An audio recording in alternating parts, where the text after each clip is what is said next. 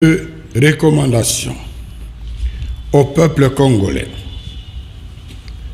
Les élections nous donnent le pouvoir de renouveler la confiance aux animateurs des institutions qui ont bien servi le pays, mais aussi de sanctionner tous ceux qui ont mal géré en servant leurs propres intérêts.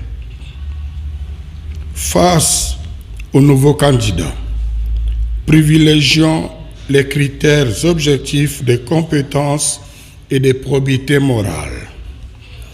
Prenons donc conscience de notre responsabilité en tant que souverain primaire en disant non aux opportunistes qui changent de camp à la recherche des intérêts personnels. Non à ceux qui prennent comme suppléants les membres de leur famille.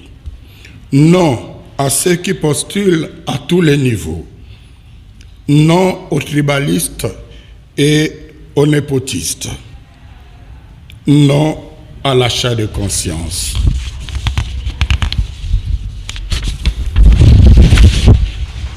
Sachons que l'acte que nous allons poser le jour du scrutin est décisif pour l'avenir de notre pays. Compte tenu des expériences malheureuses des cycles passés, ne quittons pas les bureaux de vote tant qu'on n'aura pas affiché les résultats.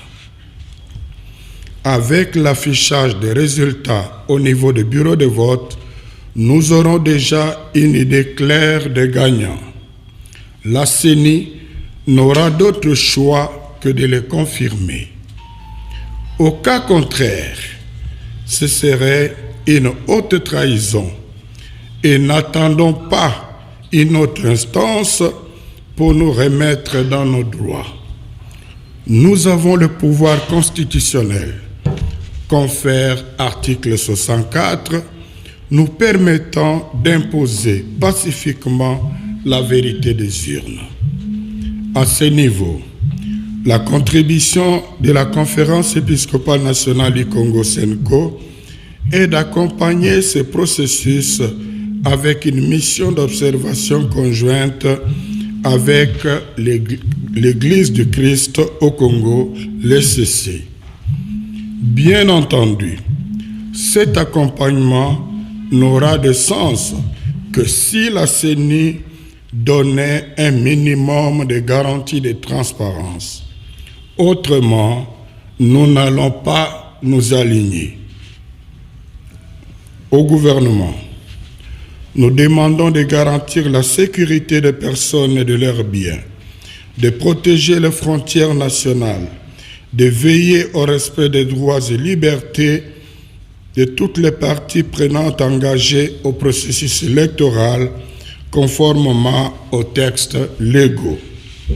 À la CENI, de garantir la transparence des opérations de vote et de dépouillement par le respect des dispositions légales concernant la cartographie des centres et bureaux de vote, l'accréditation des observateurs électoraux, des témoins des partis politiques et des journalistes, la publication des listes électorales définitives, la publication des résultats provisoires des scrutins par bureau de vote.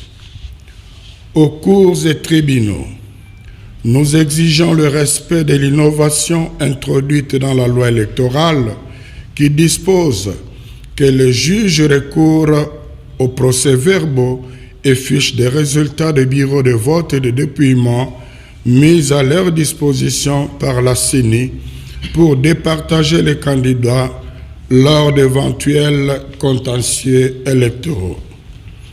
Aux partis et regroupements politiques, il incombe de préparer correctement leurs témoins, de les déployer dans les bureaux de vote et de dépouillement afin de ne pas se présenter aux contentieux électoraux avec des résultats sans soubassement. Conclusion.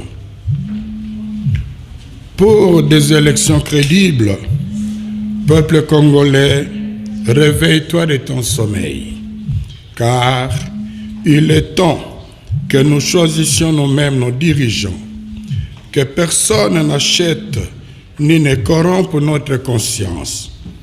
À 6 mois des échéances électorales, nous nous invitons à la vigilance sur le processus électoral.